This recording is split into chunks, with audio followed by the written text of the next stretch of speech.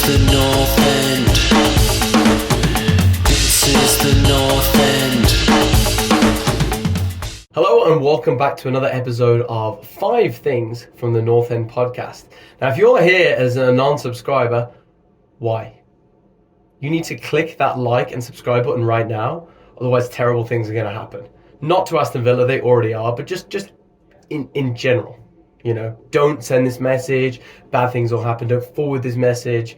And I don't want bad luck for you, your family, anyone you care or love, so just do yourself and us a big favour and just click that like and subscribe button. That'd be really helpful. And then I won't threaten anyone ever again at the start of this video. Anyways, let's get to it. 5 things Aston Villa and 5 things we learned from this week's and this weekend's 4-0 victory over Brentford. First off, wow. This isn't a point, just wow. What a change a team can see. You know, less than a week, not even a couple of days later after Steven Gerrard is sacked. And our big boy, our assistant manager, Danks, comes in with a dank-based performance, 4-0. And there is some glaringly obvious things that he changed that we're going to get to. So to start, we're going to talk about signings. This is frightening, but who would have thought £83 million worth of players would affect a game?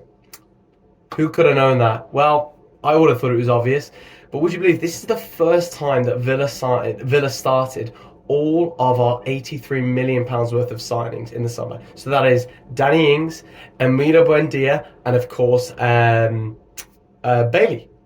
It's wild that 3 players that were signed for so much money haven't started a match together. And the time they've actually played on the pitch together is very negligible. It's wild. And straight away, we look like a different team. We were attacking, we took the game to Brentford. Sure, we scored very quickly. And I don't think Brentford were at their very best. I think Thomas Frank said it when he got asked, what happened to we conceded 3 in 15 minutes. But less about Brentford being bad and more about Villa being just fantastic.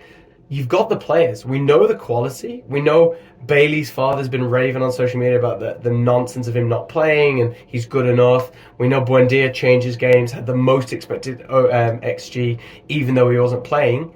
And we know Ings has that quality if he gets the supply and the right supply. So why it took us so long to start these 3 together, it's kind of beyond me. I'm kind of a bit lost. Point number 2. 2 holding midfielders. So this game saw big changes. Danks comes in and says, right, I'm going to just do what every Villa fan with a brain has been crying out for, and I'm going to drop McGinn. Love McGinn. Lovely guy. Cracking Scotland international. And he works really hard, but he's not been playing well. That's it. You are only as good as your previous game. And when that lineup comes, whether it's on paper or whether you're told, you need to be working hard for that place. There's 25 squad players in each team.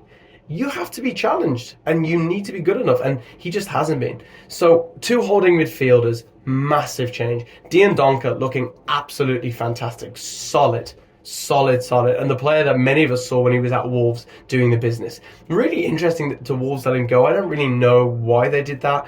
He was obviously kind of losing his place, but I look at that Wolves team right now and think screams out for a Dion Donker. So phenomenal. And Luiz straight away looks so much more comfortable, willingness to take some shots, play the ball, looks very confident. That was a big change for Villa, and it allowed obviously Villa to get on the front foot. Now talking of getting on the front foot, Bailey, our Jamaican international, right? Put him on the left. Who would have guessed? Again, a left-footed player who has played predominantly on the left side in the teams that he has done very well at, does well at the left. Left of that midfield, and he looks like a totally different player. Is it 1 goal and 1 assist in this game? Was it 1 goal or 2 goals? I'm trying to remember now. 1 goal, I think.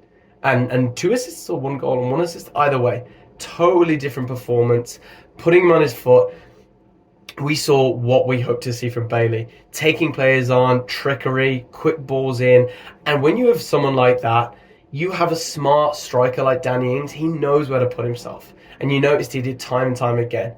And they connected up really well. But again, blaringly obvious, but wasn't done by Steven Gerrard for whatever reason. And I do, a little part of me, just that FYI, does still feel sorry for Steven Gerrard. I think, there is a future for him in management. He just tried to stamp too much authority too quickly, didn't work with the players, made enemies, and I think he lost the changing room. Number 4, team confidence.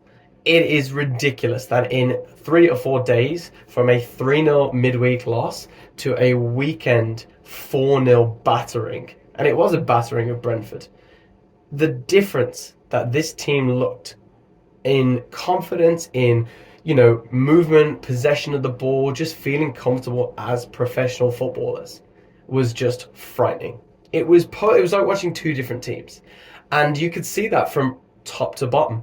Mings solid, no mistakes, looking really good, leading by example. Ashley Young, phenomenal as ever. Midfield taking control of the game and doing what they need to do, and attack. It was just what we want to see at Aston Villa. We haven't seen for a while, but great play and really, really exciting to see. And let's hope we can continue that. Unai Emery has been made manager, and that brings me on to point number 5. I was going to make this point about let's not rush management appointments.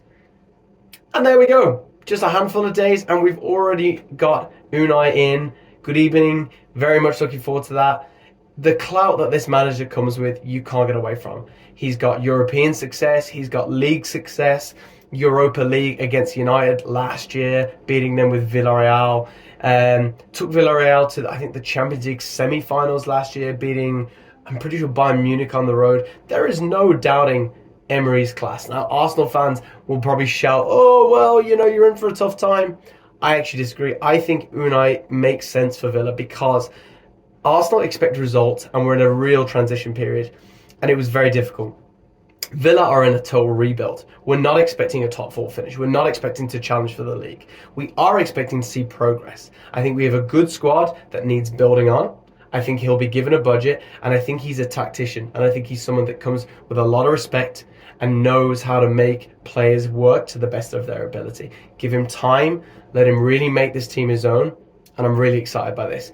And then let's just keep moving on this confidence. Let's have Danks involved. Let's keep Villa playing that aggressive football. Let's take it to them. We've got a couple of, so-so games, Newcastle coming up and the likes, and we need to pick up points. The World Cup is just a couple of weeks away. We need to secure a handful of points before we go to that break, because if we don't, it's going to be a very difficult time coming back, and we have tough games. I'm pretty sure we have United twice. We have Spurs, who are obviously needing the points right now. It's going to be tough, but right now, it looks good. We can pray, we can believe. As Villa fans, we can maybe believe. So once again, please don't make me take anyone hostage. Like and subscribe here at the North End. We put out this content for you to have the discussion, for you to tell to your friends and go, hey, I'm not the crazy person saying this on my own. This crazy guy over at the North End, Luke or JP or whoever it might be, is saying it too. And you know what? Don't be the unpopular opinion amongst your friends. Let us do that. Let them say, oh, this guy's a gobshite. He doesn't know what he's talking about. We're happy. We'll be that person. Just put it out. Make sure you share it with your friends and make sure you come and get involved. And if you're seeing a gap in the market, if you're a fan and we're not doing a 5 things of you, reach out to us. Shoot us a message here or get in touch at the_north_end_pod on Instagram and let's have a chat. Let's get you involved. We'd love to have new people. So come on, let's get involved. We'll see you shortly. Thanks for following. We'll see you next week. This is the North End.